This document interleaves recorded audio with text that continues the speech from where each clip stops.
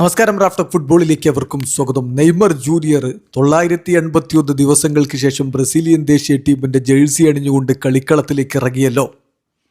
10-15 മിനിറ്റാണ് അദ്ദേഹം കളിച്ചത്. പക്ഷെ അത് മതി ആരാധകർക്ക്. തങ്ങളുടെ പ്രിയപ്പെട്ട സൂപ്പർ താരം മടങ്ങിയെത്തിയതിൻ്റെ ആവേശത്തിലാണ് അവരുള്ളത്.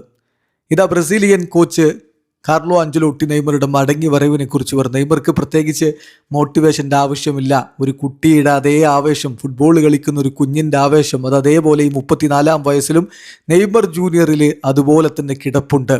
പിന്നെ ബ്രസീലിൻ്റെ ജേഴ്സി അണിയാൻ പ്രത്യേകിച്ച് ആർക്കും ഒരു മോട്ടിവേഷൻ്റെ കാര്യമില്ല. മറ്റു താരങ്ങളെപ്പോലെ തന്നെ നെയ്മറും ആവേശത്തിലാണ് എന്ന് കോച്ച് കാർലോ അഞ്ചലോട്ടി പറയുന്നു. അഞ്ചലോട്ടി ഇത് പ്രതികരണം നമ്മൾ നോക്കാം.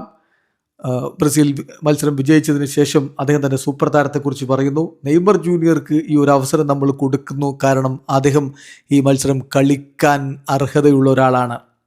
തീർച്ചയായിട്ടും വളരെ നല്ല രൂപത്തിൽ അവൻ വർക്ക് ചെയ്തു, അവൻ റിക്കവർ ചെയ്തു.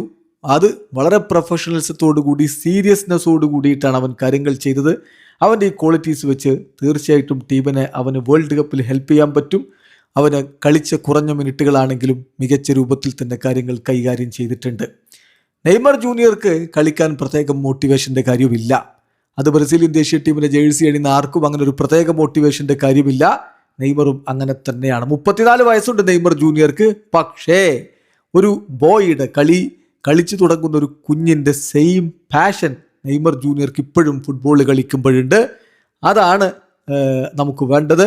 നെയ്മർ ജൂനിയർ അത് കൃത്യമായിട്ട് കളിയോടുള്ള ആവേശവും അഭിനിവേശവും കാണിക്കുന്നുണ്ട് എന്നുകൂടി ഇതാ കാർലിറ്റോ പറയുന്നു. ഡോൺ കാർലോയുടെ കീഴിൽ നെയ്മർ ജൂനിയർ വരും മത്സരങ്ങളിൽ കൂടുതൽ മികവ് കാണിക്കുമെന്ന പ്രതീക്ഷയിൽ തന്നെയാണ് ആരാധകരുമുള്ളത്. എന്തായാലും നെയ്മറുടെ മടങ്ങി വരവിൽ, കുറഞ്ഞ മിനിറ്റുകളുടെ പ്രകടനത്തിൽ കാർലോയും ഹാപ്പിയാണ്. വീഡിയോ അവസാനിക്കുന്ന ഫുട്ബോൾ ലോകത്ത് കൂടുതൽ വിശേഷങ്ങളുമായി റാഫ്റ്റോക്സിൽ എത്താം.